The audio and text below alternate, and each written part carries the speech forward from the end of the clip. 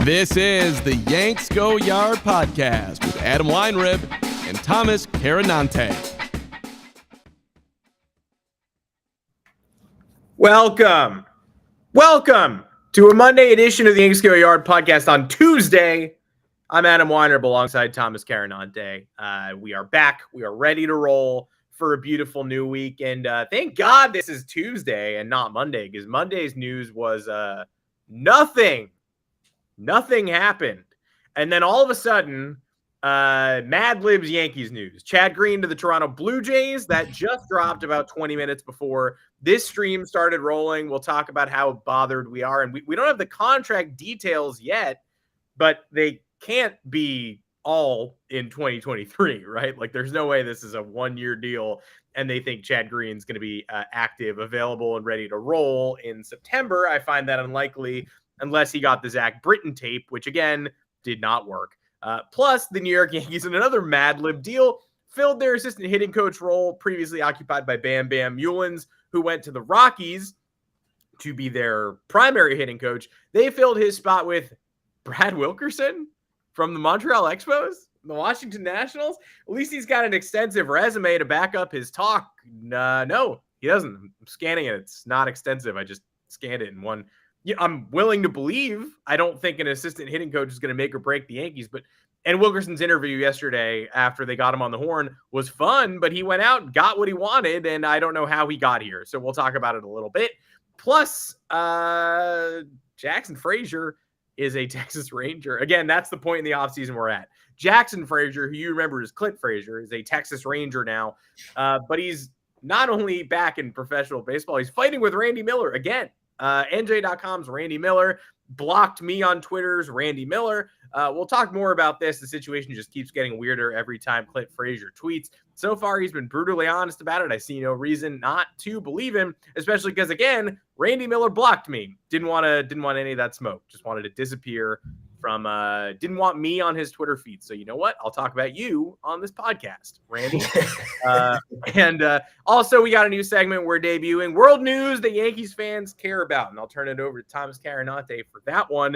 Thomas, welcome to the podcast. Bittersweet farewell to Chad Green. This does not feel like Aroldis Chapman to the Royals, which was very funny. This is somewhere between funny and kind of upsetting. I'm not worried about Chad Green per se and his one pitch. And I'm definitely not worried about Chad Green and his one pitch coming off Tommy John surgery. And I'm definitely not worrying about 2024 1 year before I have to worry about it.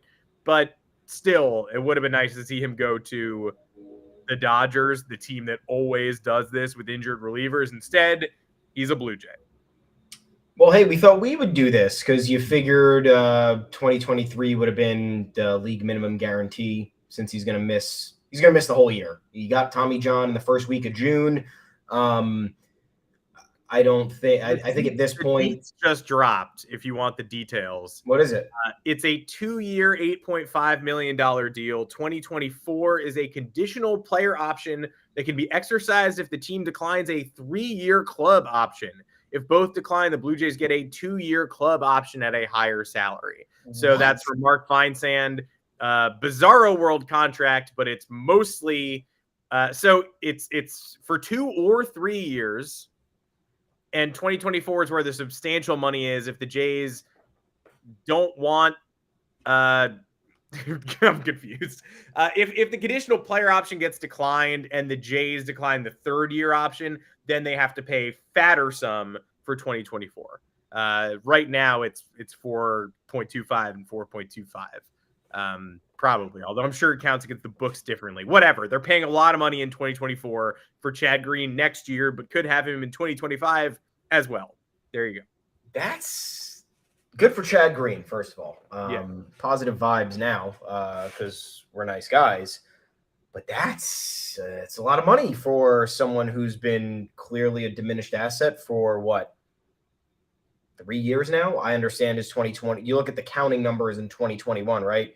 3.12 ERA, 0.88 WHIP, 3.59 FIP. But if you were the average Yankees viewer, if you were tuned into all the games, if you watched all the late innings when Chad Green would come in, gave up far too many homers and extra base hits. in the worst times possible. Yeah. You have the Francisco Lindor homer against the Mets, which is pretty much that was the tipping point, I think, for many of us that year, because he had given up so many home runs. But yeah, that year he gave up 14 bombs. And his strikeout numbers went down too. So 32 strikeouts in 25 and 2/3 innings in the shortened 2020, 99 strikeouts in 83 and 2/3 inning in 2021. The whip was good both of those years, but the strikeouts went down and the home runs went up. He's a 2-pitch pitcher. So if he's not locating the fastball, you got yourself a big problem. And I understand that Tommy John is actually not the worst thing ever for a reliever who specializes with throwing a fastball, because you come back, you can maybe throw harder. Also, if it's your first Tommy John procedure, you're usually in good shape for quite a while. So, and couldn't be perfect timing for Green, who's going into his age 32 season this year. He'll miss that. I guess he'll be back for age 33, assuming that all goes well.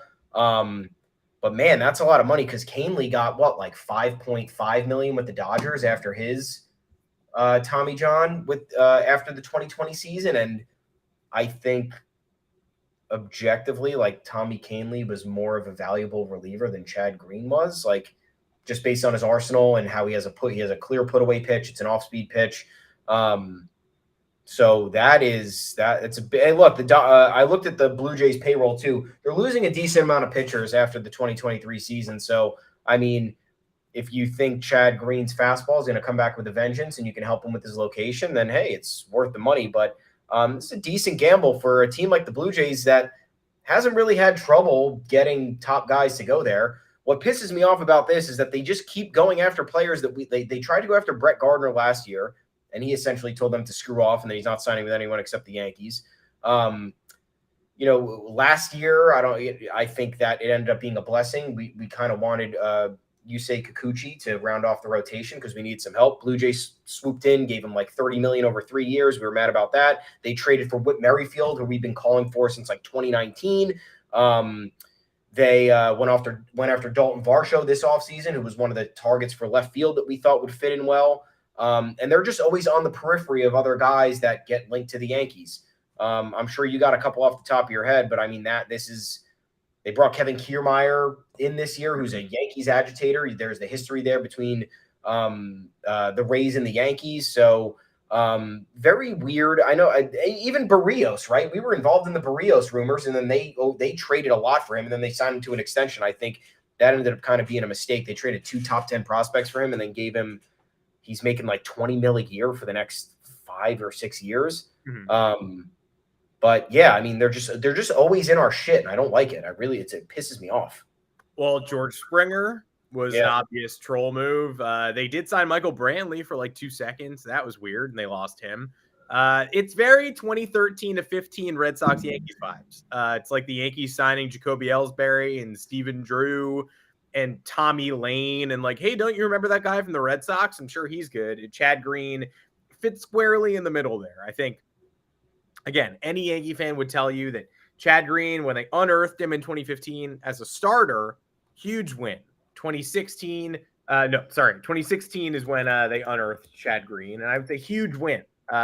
He bounced back and forth. He had that really memorable start, coincidentally, against the Blue Jays that year, where he ended up striking out like 11 or 12, and everyone's like, wait, what's going on here? Is Chad Green good? And then he was potentially the best reliever in baseball in 2017.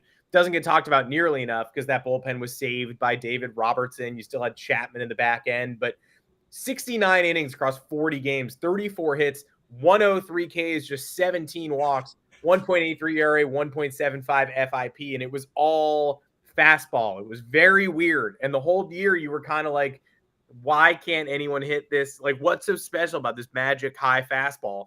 But it just worked. The control was there. The command was there. 2018, just as good, 8-3, 2.50, slightly fewer Ks, 94 and 75 and 2/3. But I think 2021 is the boiling point of frustration for a lot of people.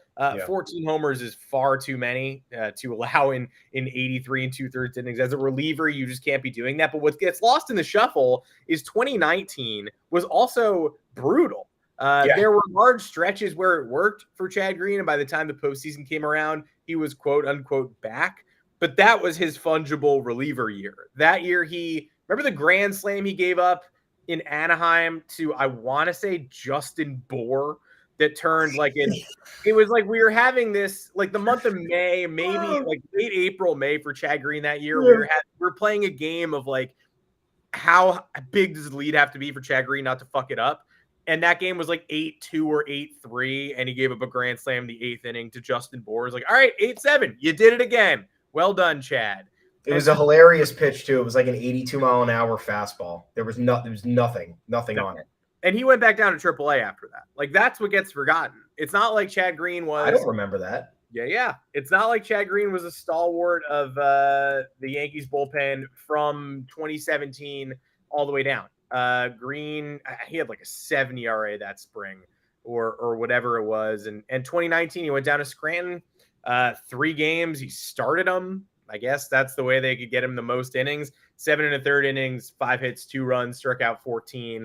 And they declared him back and brought him back up. But it got so bad in early 2019, he had like a 7 or 7.5 ERA. They shot him to the minors. He figured it out again, but as Chad Green aged, the shelf life, you just don't know what the shelf life is for. It's not even an insult to call him a two-pitch pitcher is sort of being generous. It was, I mean, how many outs did he record on that breaker? Like, it was mostly just elevated fastballs. And so he was a 2-pitch pitcher, but only one of the pitches was exceptional.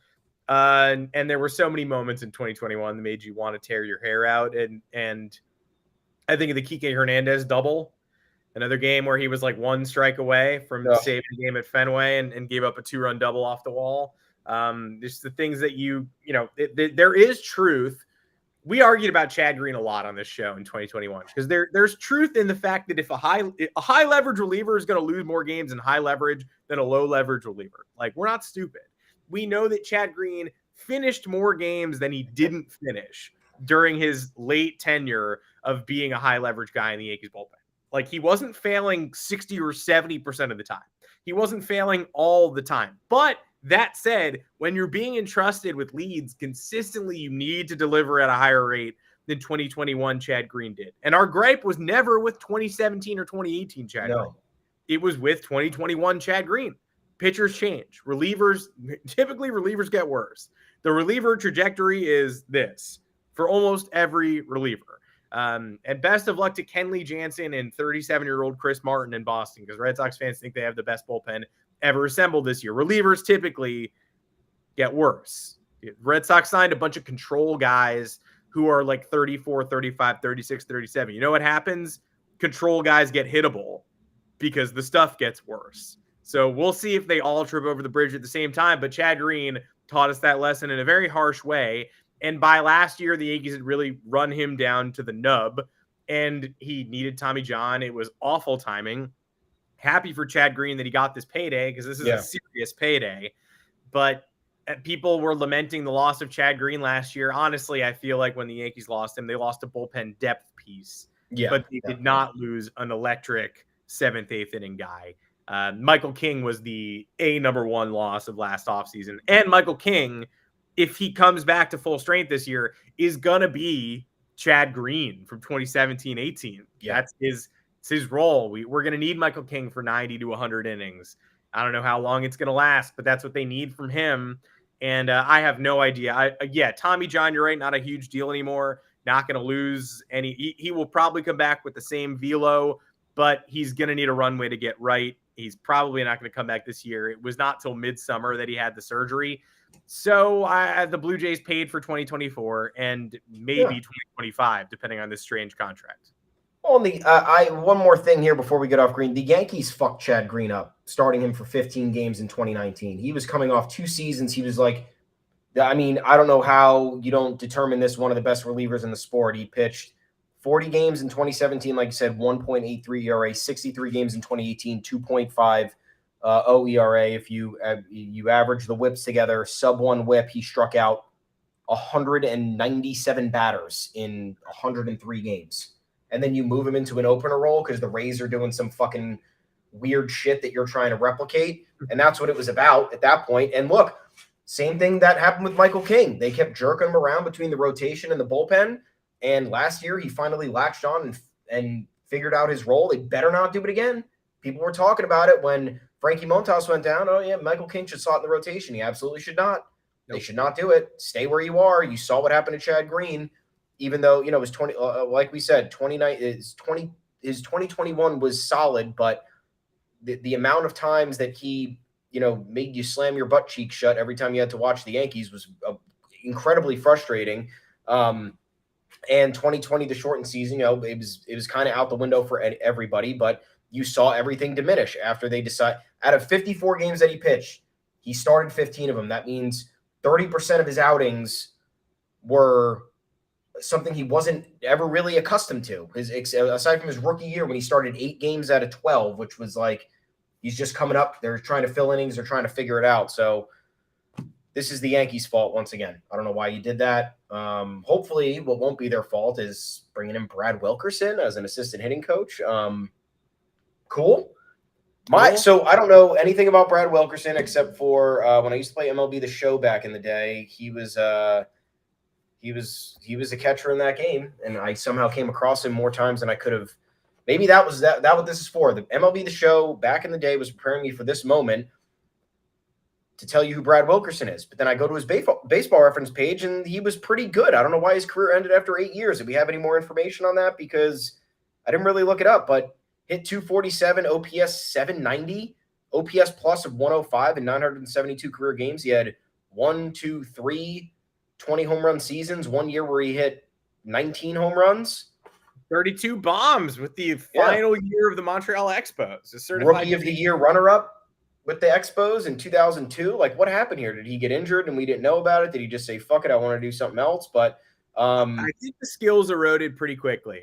He signed on with the Phillies 2 years after his final Major League AB and tried to do a spring training comeback and didn't work, and that was that. But yes, an oddball 2000s MLB star is now in the Yankees dugout for some reason. Very interesting. And he's only 45 years old. Feel like he would have been older than that? Absolutely not. I don't know. I guess we have to go back and see where the success was that he had elsewhere. It was Jackson State. Jacksonville.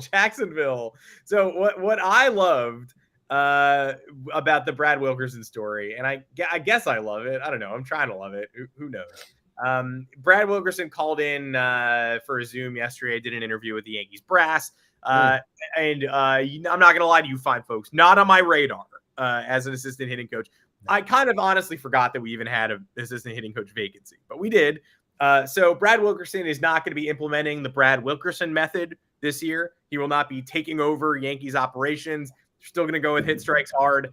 If Brad has any suggestions, then I'm sure he'll be allowed to chime in, but it's not like he's taking over and throwing the other fellows out of the way. But Brad Wilkerson on that Zoom call said that the Yankees called him about 10 days ago to talk to him about an opportunity. And he said he'd only be interested in a big league coaching opportunity. Again, Brad Wilkerson, whose recent career trajectory went from first ever Washington Nationals team, the 2005 Nats, one of the last Expos stars out of Major League Baseball after 2008. Then he coached high school. So he's basically the baseball Jeff Saturday. He coached Team USA, USA Baseball. He was named the Volunteer Coach of the Year in 2014 by that organization. A lot of youth baseball work. Went to Jacksonville University. Has spent 3 years there. Not Jackson State. Not the Jacksonville Jaguars. Jacksonville U. 2021, he led them to an Atlantic Sun Conference Championship as a offensive-minded coach, I guess. Hope that offense was good. The team was good enough to win the A-Sun. Hope the offense was good. And then Brad Wilkerson. So that's Brad Wilkerson's entire resume. He was also named a Kentucky Colonel in 2006. I don't know what that entails. Maybe the best, do a little mashing bourbon with your feet. Not sure, but he was named a Kentucky Colonel, so he's got that going for him. I'm not anti-Brad Wilkerson. I don't see the resume. So the Yankees better believe in what they're seeing. And the quote that I'm only interested in a big league coaching opportunity. The ball's on you to demand a spot in the major league. If the Yankees had said, Brad, these Zooms with you have been an incredible time, and we would love for you to be working with us at AA Somerset. And Brad Wilkerson from Jacksonville University and a certified Kentucky colonel would have said, no deal. I do not want to join the New York Yankees. That is the stones on this fella. So 45 Brad Wilkerson in the Yankees dugout. He's always been a high OBP guy. That's what he said to Brian Hoke as well. Quote, I was always a guy that was a pretty patient hitter, aggressive, but patient. The biggest thing for me is you got to get a good pitch to hit it hard when it comes. Name dropping that hit it hard probably went a long way with the Yankee staff. I'm not shit talking Brad Wilkerson. I hope he comes on the pod. I'm excited. It's a great time to remember the name Brad Wilkerson. Well, not something I expected to see, especially because wasn't Eric Hinsky in the running for a while? Like, he's been a hitting coach. Yeah. And that would have been like a more normal. It's the last coach on the bench. I guess the Yankees didn't want to, throw it to a guy who's already experienced, and they like what they see in Wilkerson, and maybe he's a future big league hitting coach. Maybe he's a guru. The best hitting coaches over time have all been randos. Ted Williams, one of the worst managers ever, could not teach anybody how to hit because he would say, what the fuck are you doing? Why are you so bad? And they would be like, help me get better. And he'd be like, just do it. Do what I'm doing. Be Ted Williams. And they're like, I can't. You're Ted Williams. You have to have a lesser level of talent, and maybe Brad Wilkerson is that guy. He did hit, again, 30 bombs for the 2004 Montreal Expos. I just didn't expect to be talking about him this week. No, it's great. Well, look, the other part of this is that the Yankees do need somebody. They needed somebody outside, after Hensley Mullins left, because Casey Dykes is my age and he's never played professional baseball. And Dylan Lawson is also never played professional baseball and is, I think, still in his 30s. So not that age, being that young makes you less qualified. It's just like you need kind of someone who's been seasoned and played the game for a little while, I think, to get in the ear of major league players to provide some perspective. And I don't know. It's like having the teacher's assistant talk to you in college and you're just like, fuck off, dude. I want to, I'm here for office hours with the professor. But I mean, him saying he would only do a major, that reminds me of like Job in Arrested Development when he tells Stan Sitwell to fuck off with the deal. And he knows nothing about business. He's just, I'm not taking that deal. You suck. And he's like, oh, you're right. It was a shitty deal, Job. That's really, really good. We'll take you on board at Sitwell, come full-time job for you. So I like that he had the confidence, especially because he was a high school coach and then he was at Jacksonville University. So the resume doesn't speak to New York Yankees-esque. That's not the kind of people the Yankees necessarily go after. But hey, if they like the attitude, if they like the energy, that's all that really matters. And again, former big leaguer, had success, is clearly somebody who impressed to the point where they think he can influence major league players. And not that there's anything against what the Yankees are doing now, but you need that. They revamped Aaron Boone's coaching staff last year because they thought they needed more. They either needed more of it or they needed a better version of it. So when they cleaned house and brought in all these other people, they thought that they were kind of changing the dynamic. This probably leans into it a little bit. Hopefully it works out. But yay, props to Brad. It's a story to tell forever.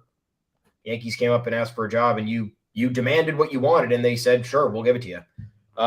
It had people wondering if he was like Aaron Boone's boy, which like he might be. Could be. I mean, maybe what's an assistant hitting coach? Again, like he's not going to be the difference maker. No one's going to be like, yeah, I hear what you're saying, but Brad's telling me something totally different. I think I'm going to pivot in a major way and just listen to Brad Wilkerson. So I don't know, but like maybe Aaron Boone needs a friend. Maybe he needs a bench coach. It's been a while since he's had his boy by his side. Remember Josh Bard was here and now is gone. So yeah, I don't know. Any call me reassuring presence is great. But I did not expect to wake up yesterday and get that Brad Wilkerson push notification. No way. Also, what we didn't expect is to hear about Jackson Frazier again in two different capacities. Again. So last year he signed the deal with the Cubs, and then the series when the Cubs were coming to the Bronx for the first time since 2016 or something. It was exciting. We were ready. They I was DFA'd there. him. I had tickets in the right field bleachers, ready to go. And then he was at MSG on the night before they were going to play, and then the Cubs announced they DFA'd him right before the Yankees series, before they were going to the Bronx. Didn't return to any team that year, I don't think. I don't know if he latched on anywhere or was playing for anybody. I thought he was just floating around from July until the middle of June until the end of the season. So you haven't heard anything about him since the middle of the summer. Then random Rangers tweet over on Friday, I think it was, they announced a slew of minor league signings. There were some other crazy names on there too. Ian Kennedy. Ian Kennedy, another former Yankee. Danny Duffy, who hasn't pitched since the first half of 2021. Danny Duffy, the Ben Rortvedt of pitching. Yes. Dodgers traded for him at the deadline in 2021. He had a forearm issue, never came back. They signed him for 2022. The forearm issue needed surgery. His rehab went off the rails, didn't pitch again. Now they're trying it. Okay, good for them.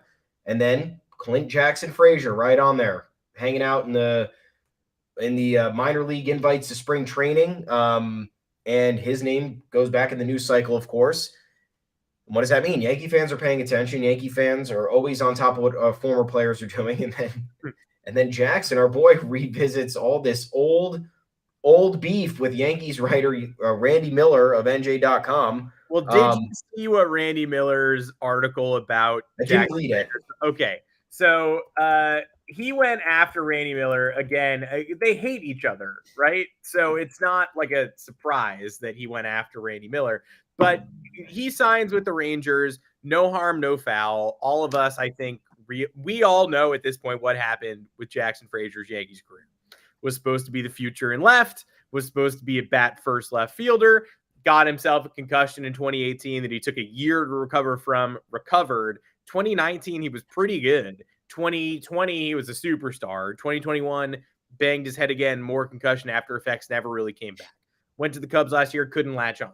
Sad story. Clearly things beyond his control stopped him from being a star offensive player in the Bronx. Was he brash? Did he dance to the beat of his own drum?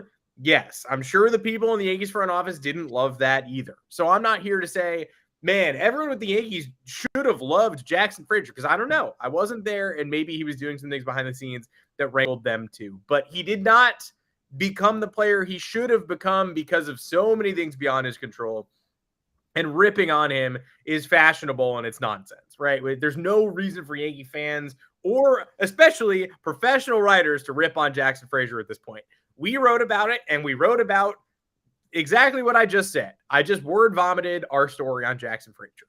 It was, he signs with the Rangers. Isn't that exciting? Unexpected. Forgot about him. His Yankee career got weird. Remember? It was weird.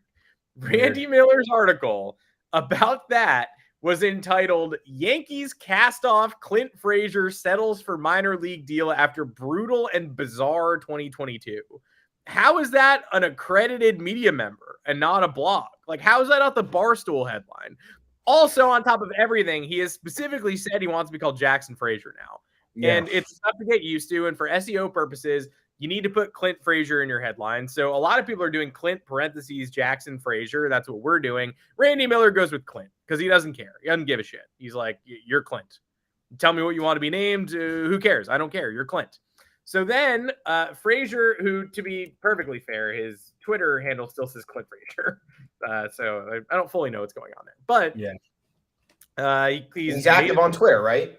He's active on Twitter. He wakes up the next day and tweets, woke up to another Randy Miller article about me, crying, laughing face. He has me blocked, unfortunately. Ever since the day you tried to put your hands on me in our locker room and your job was in limbo because of that, you've become obsessed with me.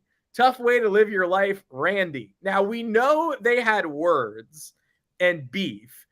Clint told a story on the Barstool podcast after leaving New York about Randy Miller stalking him in the minors and writing negative, weird stories about him. And this goes back to 2017. There's a really nice story that Clint gave Randy Miller access, and he wrote about like family tragedy, like the backstory of Clint that you never knew. And somehow the relationship turned sour. And by 2021, I think spring training, Miguel Andujar made an error on a play. He was playing first base out of position. Randy Miller asked him his first question in the scrum, what the heck happened on your defense on that play at first base? And Clint Jackson Frazier walked by and said, tip shocker under his breath at Randy Miller. Like, oh, shocker that you'd bring up this negative thing first before asking any other questions. Randy, of course, also is drawn he put his lasers on Jason Dominguez. He's been writing about how anonymous scouts say Jason Dominguez is lazy, and anonymous scouts say Jason Dominguez tried to sleep with my wife and whatever. So Randy has a new target, but he's known mostly for negativity, especially surrounding prospects, people who don't really have the riches, means to fight back. And so apparently what we knew about that incident in the locker room is that Randy charged over to Frazier and started screaming at him. And then the players took a vote and said, no more Randy Miller in the locker room. And Frazier obviously isn't on the team anymore, doesn't know if he's allowed back in the locker room. That's what we know. What we did not know was what Frazier told us this week, that he tried to put his hands on him. Presumably the same incident. Presumably he's just using flowery language to describe the same day. But if not, there's been a different day when Randy Miller tried to throw hands in the Yankees locker room with Frazier. I think better for both parties that Frazier is no longer a Yankee, but I still can't believe how much animosity there is going on between him and Miller. And he accused Randy Miller of having a female burner account in the past that tweets like Trump stuff and also tweets at Frazier all day. I can't firmly accuse Randy Miller of having a woman profile picture Twitter burner that harasses Clint Frazier, but I can tell you that Clint Frazier thinks that is happening. So would love to talk to Randy about it, but I'm also blocked. I don't know why. I don't want to talk to Randy about this, dude. That's the same guy who staked his entire career on saying Aaron Judge was going to the Giants. That was going to be his big break. Yes. Good God. How people get fired for so much less? How do you get into a near physical altercation with a player and still have a job? Again, we don't know what's true, but we've heard this now in various forums, whether it was Clint Frazier on a podcast, on social media, or, kind of the recount of this being aggregated elsewhere. But has Randy Miller responded to any of this? I would probably respond to it. Yeah. At some point, if someone's accusing me of a high profile person, if some moron burner account's accusing you of something, you obviously leave it alone. But Clint Frazier going klepto on his Twitter account and talking with the Barstool guys about this stuff, like, good God. Well, I mean, how could we possibly live without Randy Miller's incredible Yankees content if he were to lose his job? Content like Yankees Jason Dominguez, quote, looks considerably worse repeating low A, scout says, published on May 8th, 2022. Of course, Jason Dominguez last year went on to hit like 275 with a 376 OBP and hit 3 home runs in a 5-game playoff series at AA at the end of the year, and is also 19 years old. More what it's like watching Yankees Jason Dominguez, who has, quote, makings of a future superstar. That was from last year. Sounds like Randy really soured on Jason Dominguez and found a scout who just wants to write all day long. Yeah, scout on Yankees Jason Dominguez not hustling in Arizona Fall League. That was Randy's final piece of the Jason Dominguez puzzle last year. He followed him to Arizona, a teenager, and was like, didn't run hard in the 95-degree Arizona sun after his first full season in the full season minors. Great. I think I'll write about this. And then I think I'll go back and charge 3 Jack and Cokes to NJ.com and get a foot massage at the Hotel Del Randy Miller in Scottsdale, Arizona. Yeah, great guy. And again, if you're choking and fighting players in the locker room, maybe it's time to consider a different career choice. There's got to be more careers where you can harass teenagers, right? Public school? High school beat writer. Yeah, high school beat writer. That's the easiest. Those are great positions to get your start that I've heard. Yeah. My God, this is I can't get over this. Look, we're in the clicks business. We know what drives clicks. Randy might be going a little too far to the dark side of how you have to get people on your website. Yeah. Flip-flopping on Jason Dominguez like that. Guy's 19 years old.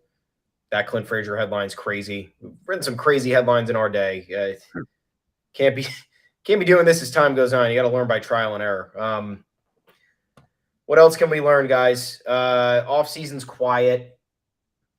What's going on? Really nothing. You got a Chad Green signing here that's leading the top of the podcast, right? Mm-hmm. So we're going to try and explore the rest of the world, see how certain news relates to Yankees fans, or even people in the tri-state area, because we do have some stuff. One thing I did want to talk about, because we know a lot of Yankees Twitter is, or at least a decent portion of it is Italian. Our folks They are Italian. They love their, and even if they're not Italian. I'm half Italian. I think people probably don't know that, but my mom's side is full Italian. So yeah, that's awesome. It's more than you think.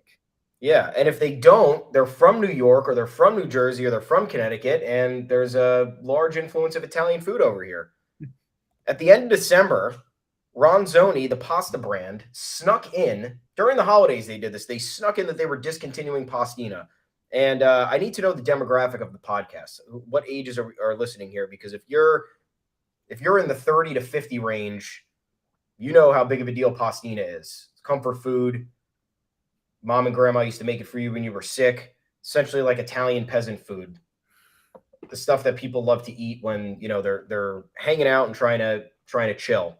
They discontinued pastina, and now there's like this, and people went nuts on Twitter, and I didn't see it until like a week or two ago.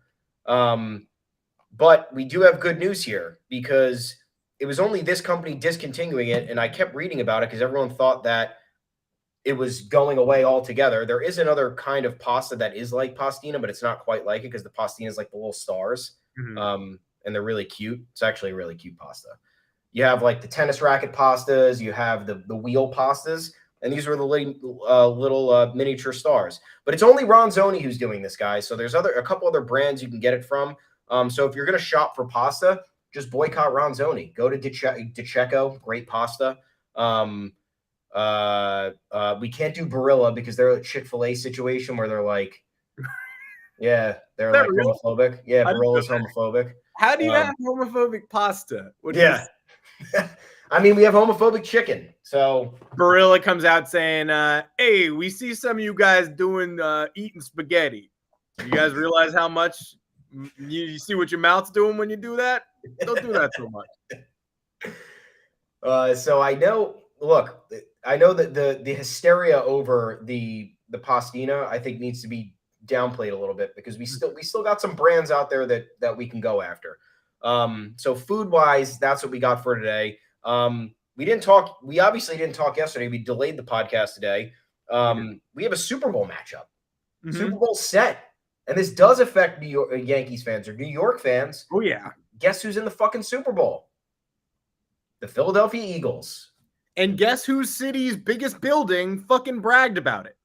New York City and this stupid Empire State Building. Well, they did do the Chiefs colors, which is, I think, fair. Yeah, of course. But who is that? Who's that for? Would Philadelphia do Giants blue and red and white if we made the Super Bowl? No. Which, again, we're not so far. We're not on the upper echelon. I think the right four teams made the conference championship games, but the Giants have the coach of the year and made the second round of the playoffs with basically no talent. They don't have talent on the team, and they only were one level away from making the NFC title game. So to celebrate the Eagles rings hollow. I'm not going to get angry at a building.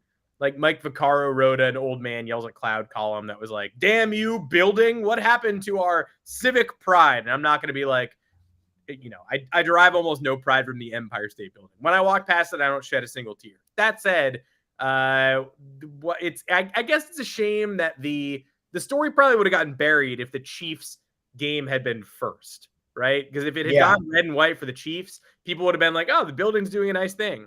And then if the Eagles had won, they would have been like, begrudgingly, I guess the building had to do it. The fact the Eagles went first, they were like, you're just doing this of your own accord? Nobody asked you? You put the Eagles on this building? What are you doing? You think they accidentally did it and then we're like, fuck, now we got to do the Chiefs? Well, there's also the possibility that they just did the Chiefs to cover for themselves. That's what I'm saying, yeah. Because, I mean, look, New York is the epicenter of the world. So when you say, would Philadelphia ever do that? No, because Philadelphia is of minute importance in terms of when you're talking about international cities. It's not one. Imagine Milwaukee saluting the New York Giants Super Bowl. You're like, okay, weird. This is related directly to the Yankees, and I just saw it pop up on Twitter. The Athletic gave the Yankees a B offseason grade. The Blue Jays got a fucking B+. The Astros got a B+. What do they give the Red Sox? That's what's important to me. C-. Oh, okay, great. So they didn't JMO because Yeah. Red Sox Twitter right now is a crazy place. Do not get yourself involved with Red Sox Twitter. It's bad. They A lot of delusion. have reversed course entirely. They're either fully in boycott mode, like the people who screamed at the winter weekend, or they think this is the second coming of Christ Red Sox team. I saw a prominent Red Sox Twitter account tweet like, I don't know, guys. I'm just telling you, I'm more excited about the 2023 team than I was for 2022 or 2021. And I wanted to grab the Twitter account by the shoulders and be like, you weren't excited for 2021 because in 2020, you finished with the fourth fucking worst record in the league. You were the worst team in baseball in 2020. So no shit, you weren't excited for 2021. And then you came out of nowhere and obviously went to the ALCS. But we also, the Red Sox fixed their bullpen with a bunch of aging relievers. Justin Turner's probably going to be pretty okay. And Masataka Yoshida is going to be very good at hitting singles and hitting 12 homers. But Bogart's gone, JD Martinez gone, Nate Eovaldi gone, Michael Wacha probably gone. Corey Kluber is your number 2 starter. We know he stinks. He won't be your number 2 starter for more than a month because he can't pitch more than 40 straight innings without shoulder scapula falling off. And your shortstop is Adalberto Mondesi, no Trevor Story. Christian Arroyo and Kike Hernandez and Adam Duvall in center field. It's a weird baseball team. And it's going to hit. Red Sox always manage to hit, but the offense looks worse than last year, and the pitching is bad. So, IDK. They could dead cat bounce like they've done in the past, but Rafael Devers gets extended, and literally Red Sox Twitter is like, what are you talking about? We never said we were boycotting the team. We never said we were not going to buy tickets. Are you kidding me? We have Adam Duvall and Yoshida, who Fangraph says is going to be a top 10 player in Major League Baseball. Inexplicably. Remember we all agreed that was a massive overpay? And now that's again, Red Sox Twitter spent the whole weekend telling me, no, it wasn't an overpay, dude. Like the Red Sox other teams are mad that the Red Sox cut the line and got the job done. It's like other teams were offering $60 million. You spent $110 million. It's an overpay. I hope it works out for you. You can pay whatever you want for good players. I mean, I hope it doesn't work out for you, but you jumped the line because you outbid everybody by $50 million. It's not like, Yoshida was like, Padres, what do you want to pay me? 60 mil. Red Sox, what do you want to pay me? 60 mil. Great. Don't negotiate with anybody else. I'm going to the Red Sox.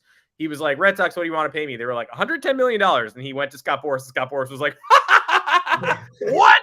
And then he took that money. That is not something that other executives were, quote, pissed about. Boston Twitter.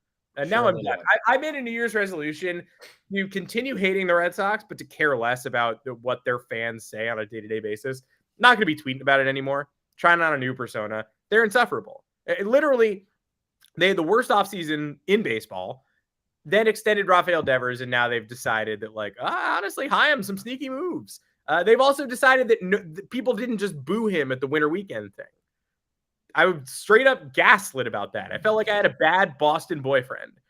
They were like, oh, the tenor of our offseason changed. We extended a cornerstone. Like, and you're acting like that's not a huge deal.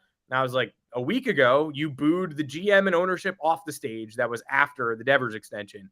And the guy was like, oh, just a couple of people booing at an event. Like, and you're using that to represent all Red Sox fans. I was like, you used a couple people booing Aaron Judge to represent all Yankees fans. You fucking loser. So yeah, I am going to do that.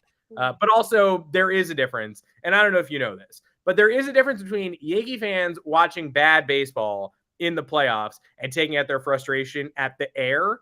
There's a difference between that and Red Sox fans paying money, admit me, one ticket, please, to an event in a casino in the middle of Springfield, Massachusetts, like paying admission just to sit in the crowd and yell Dave Dombrowski at Chaim Bloom.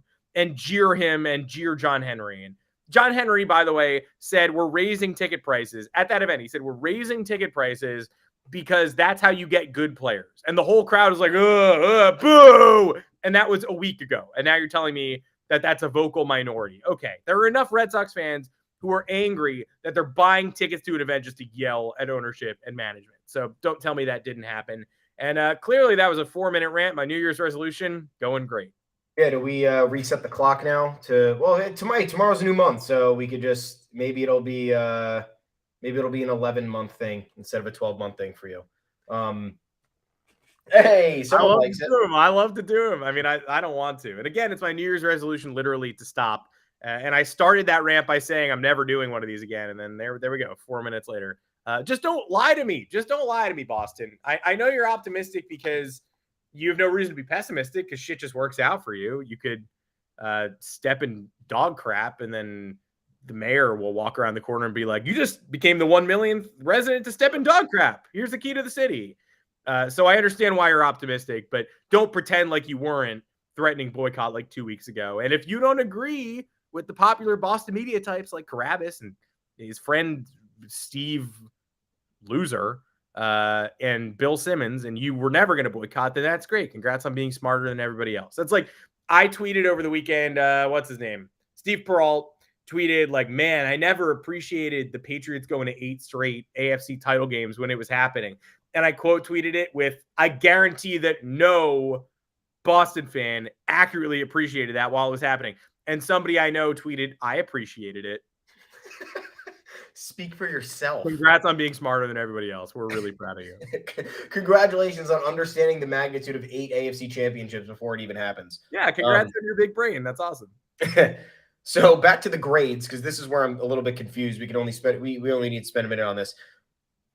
Each beat writer gave their team a grade. So Chris Kirschner gave the Yankees a B, but maybe we have to reevaluate who writes for the Pirates, the Rays, and the Royals because they all got Bs. What did the Royals do this offseason? They signed Jordan Lyles. And Aroldis Chapman. And they traded Alberto Mondesi. What did the Rays do this offseason to earn a B? They extended everybody and signed Zach Eflin. They did have a couple of contract. They had Jeffrey Springs contract extension, Yandy Diaz. Zach Eflin's not a good signing. That's the largest free agency signing in the history of the franchise, and he's a fine pitcher. Pete Fairbanks extension, yeah. But that one only 8 arbitration years, I thought, so that doesn't even really count. And they traded G-Man to the Pirates. They're giving the Pirates and Rays. What did the Pirates do? The G-Man trade. What have the Pirates done this offseason? Carlos Santana and G-Man, and not trading Brian Reynolds. Yeah, what? How is that the same as the Yankees signing the best left-handed pitcher on the market? Oh, they signed Rich Hill too. Can't forget Pirates about that. got an Andrew McCutchen bump. They got a homecoming, happy joy thumbs up. The Fangraphs projections for the Pirates? It was Steamer projections said they were going to win 83 games this year. So if they really went from like 62 wins to 83 in a season, then I guess they deserve a B. But the Yankees literally faced a future without Aaron Judge, brought him back at a discount, considering we know the Padres wanted to pay him $420 million, named him captain, signed the best left-handed pitcher on the market, arguably signed the best pitcher on the market, depending on how you feel about 40-year-old Justin Verlander. I'm pretty happy with Carlos Rodon. Brought Anthony Rizzo back and signed Tommy Kahnle. So I guess I would dock them for not getting a left fielder, but when you do that, you're retroactively docking them, right? You're downgrading them for the Josh Donaldson IKF trade last year. We already graded that. So you can't keep grading them poorly for something that happened, a sunk cost from the past. So I would give them a B+, knock them down from an A- because they did have to do that Judge deal and clog up so much of their payroll with Judge, and they don't have a left fielder. So B+. I'm not even mad about the B. I'm mad how everybody else. It's like a fucking curve on a middle school test. What is the curve here? How are all these other teams? How do the Blue Jays have a B+? They replaced Teoscar Hernandez and Lourdes Gurriel Jr. with Kevin Kiermaier and Dalton Varsho. That's a downgrade. Whether you agree with how well that they were able to patch that up because of maybe the impending financials or the fact that their value was as high as it was going to get. And they wanted to capitalize on it. Like that's downgrading offensively. So you've technically gotten worse. They signed Chris Bassett and lost Ross Stripling, so that would be an upgrade. That would be an upgrade. And they didn't do really anything else beyond that aside, they had the trades that I had just talked about. So they're just bringing back, and Brandon Belt, did I mention him? Brandon Belt is here. Brandon Belt's on the Blue Jays. I don't know how he's going to be utilized because the Blue Jays, again, already had a full lineup before this. So you essentially move George Springer out of center field because you don't want him there because you're afraid he's going to get injured. You replace him in center field with Kevin Kiermaier, who missed pretty much all of last year with injuries. And now you have an entirely new outfield with positional, where everybody is positionally. So I don't know how that's a B+. You downgraded the offense and you, I guess, upgraded the pitching with Merrifield returns, but that's not an off-season move. Mm-hmm. So just very, very confusing. Signing Aaron Judge to the contract that he wanted is a gigantic victory because any team could have had him and more teams offered him money and he decided to come back to the Yankees. Mm-hmm. Getting Carlos Rodon, I think in general and at the price you got him is great. And then getting Tommy Kahnle after his resurgent end to the season with the Dodgers and also having him accept less money having him decline more money from the Red Sox to come to the Yankees. And then the Yankees staying strong on the trade market. I think that I'll side with Brian Cashman. Get mad at me. I don't care. He stood pat on the trade market for good reason because every single one of these prices was high. You read about the trade for Miguel Rojas. People are confused by that. The Yankees needed a backup infielder, shortstop, utility guy, whatever, in a better version maybe than IKF and perhaps cheaper. Miguel Rojas was cheaper. Dodgers traded a top 15 prospect for that, and people don't agree with it. You look at the Varsho trade. Many think that the Diamondbacks won that deal based on, you got Lourdes Gurriel Jr., who's an everyday starter, very good baseball player. And then you get a top, the catcher they gave up, what's his name? Gabriel Moreno. Yeah, Gabriel Moreno was a top, I think, 15 prospect in all of baseball. Yeah, number 2 catcher behind Alvarez on the Mets. Yeah. The last time I checked. And then you have the Brian Reynolds stuff, which was obviously, yes, you need a left fielder. You need an additional outfielder. That's great. You are not paying an exorbitant price just to fill one gap, upend the entire trade market, and then put an inordinate amount of pressure on a newcomer who's supposed to fill the gap almost, flawlessly because of now the expectations. So I think that's a win for the Yankees too. They didn't budge on the trade market. They largely have the team that they want, and now they have the ability and opportunity to be flexible at the trade deadline when the time comes. So maybe it's a B. That's fine with me, but all these other teams getting a B's or some of these other teams getting higher grades than the Yankees. Like Padres, what did the Padres do this offseason? Did I miss what the Padres did? Xander Bogaerts? Oh, yeah. I did miss that. Yeah, I think that's actually I'm down with the Padres. Oh, sorry, not the Padres. I'm an idiot. The Astros. They signed Jose Abreu. They lost the Cy Young winner. Yeah. They lost the American League Cy Young winner, and they didn't replace him with anybody. How is that? If you're dinging the Yankees on saying, oh, well, you re-signed Aaron Judge, so that's not like I understand people. It's not a free agency move. You re-signed a guy. Okay, great, but what happens if I lose that guy? Then my team is exponentially worse, and there's no direct replacement for him. The Astros also went all offseason long without a GM and signed Michael Brantley and Rafael Montero. They overpaid for Rafael Montero. They didn't have they fired a GM who got them to the World Series twice.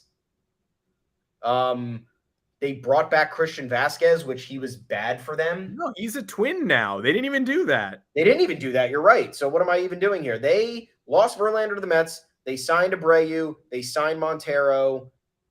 They lost Mancini. They lost Diaz. They lost Vasquez. I hate the Astros, but this has nothing to do with my hatred of the Astros. This is objectively has to do with what did you do this offseason that garnered a B+? A B+ is a good grade. You know, I was kind of pumped to get like 88s on my test back. Like, Yeah. Fist pump. This is not an 88. This is not, I'm not going to say they get, you know, a D or anything, but like, I think a C+ is a fair grade for losing very productive players. Like Diaz was a productive player for them. He was a really good utility player. Christian Vasquez, like he wasn't great for them, but that's a good option to have behind the plate. Energy type dude. I think for too long we've been saying Christian Vasquez sucks. Christian Vasquez is a good ball player. He is. Every single year. There are not many catchers this talented. 270 hitters with moderate power and clutch ability. Christian Vasquez is a guy you want on your team. Yeah, I'm looking at this roster right now. They maintain. Oh, they brought back Michael Brantley. Yeah. They maintain the status quo and brought in Jose Abreu. The pitching staff is the exact same. It's going to get worse. I don't know. Here's the hard-hitting prediction no other Yankee podcast will make. Toronto Blue Jays will finish 4th this year. Who's finishing around them? I think the Yankees win the East. I think the Rays finish 2nd. I think not enough people are looking at the Rays rotation, which is terrifying. And John Boyd does great work, but they put out their top 5 rotations in baseball today, Jake and BBD, and left the Rays off. I think the Rays should be on there. I think the Rays have a better rotation than the Braves. And the Braves are on both of those, and I disagree, sir. And the Dodgers. I think the Rays have a better rotation than the Dodgers. The Rays also get Manny Margot back, and they get Wander Franco back for a full season, probably. I think the Rays are very good. Who finishes 3rd in my East? I'm going to be a weasel. I don't know. But depending, the season's going to go one of 2 ways, and it's either going to be the Orioles or the Red Sox, and the Blue Jays are going to finish 4th. If everything pans out for the Red Sox, they finish 3rd, and they challenge the Rays for 2nd. If everything pans out for the Orioles, they do the same thing. Yeah.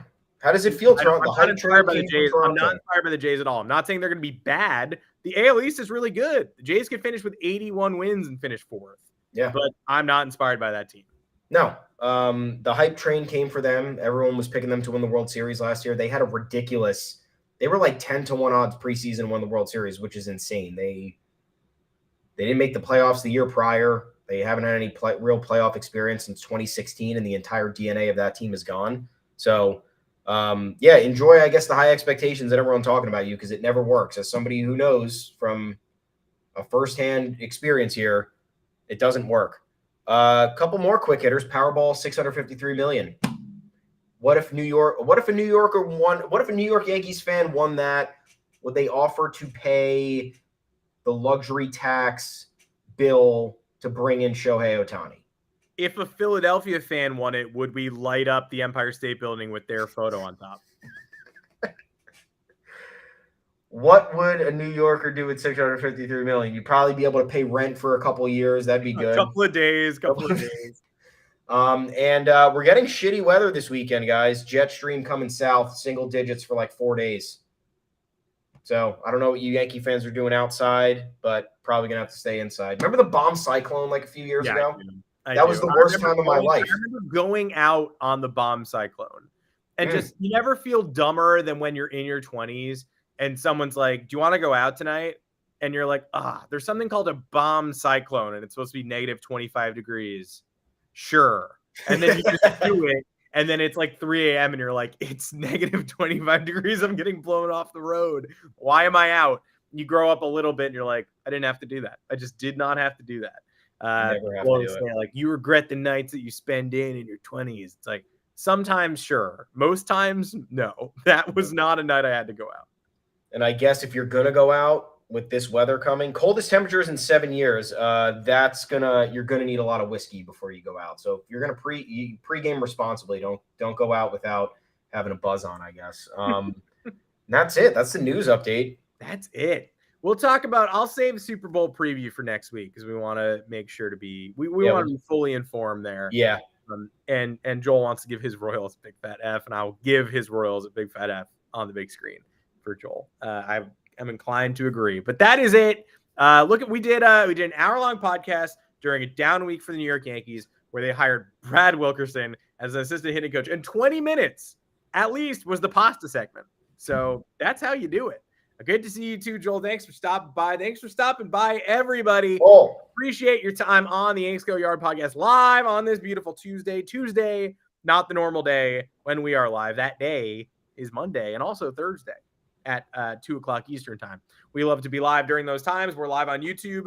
That's Monday and Thursday, 2 o'clock Eastern, all off season long. During the regular season, might be switching that up a little bit. And if you miss the stream, if you're not subscribed, which you should subscribe, it's right there. Just hit the button. If you're here now, you made it to the end. Some of you have. We see. Just subscribe. If you're not subscribed, that's something you can do. But if you're not live with us right now and you're listening to this back, you made it to the end, you know that this is available in audio form on all your podcast platforms. Apple Podcasts, Google Podcasts, Spotify, truly wherever you get your podcasts. Until next time, I'm Adam Weinrib. You can find me on Twitter right there at Adam Weinrib. But try to be nice to me, because I don't want the Boston Beast side of me coming out. I am this close. I am a Red Sox fan, but I was born in New York. I act the same way as you. So don't test me, because you know how annoying you are. I'm the same level of annoying, but I like the team that you don't like. And so if you engage me, I will sound like you right back at you, and you'll eventually be like, I don't know, this is making me feel a little itchy. This is creepy. So just don't do it. I want to be a better person. I don't want to talk about Boston sports. But Jaylen Brown, fuck you, and nice job with those free throws at the end of the Knicks game. Maybe you should do a film session next time on free throw technique instead of watching Kyrie's movie on Amazon. Thomas Carannante, where can the people find you? You can test me and agitate me at Tommy's_takes. I don't really care. Twitter's fun. We'll have a good time. Head on over to yanksgoyard.com. We got plenty of content there for you. We're still churning it out. We're figuring it out for you this offseason. Talk to us both on the official Yanks Go Yard Twitter account at Yanks Go Yard FS. A lot of good fun there. Satirical stuff, making fun of people. It's really what it's all about. And until then, we'll talk to you on Thursday. We'll see what's happening in between these next couple days. So hang tight, and we'll talk to you then. Yes, we will. 2 beautiful days. Can't wait for the Yankees to hire Michael Barrett as their third string catcher. See you guys on Thursday.